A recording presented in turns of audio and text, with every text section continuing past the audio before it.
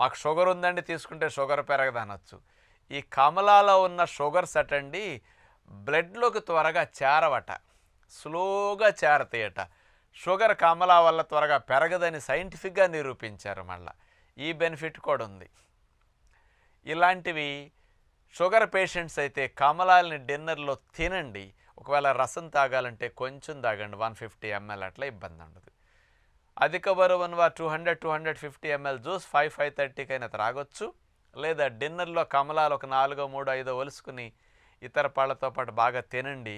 ఇది చాలా మంచిదన్నమాట. అందుకని ప్రతినిత్యం కమలా తీసుకుంటే ఈ రకంగా మీరు ఆశించిన నిద్ర బాగా రావడానికి బ్రహ్మాండంగా ఉపయోగపడుతుంది.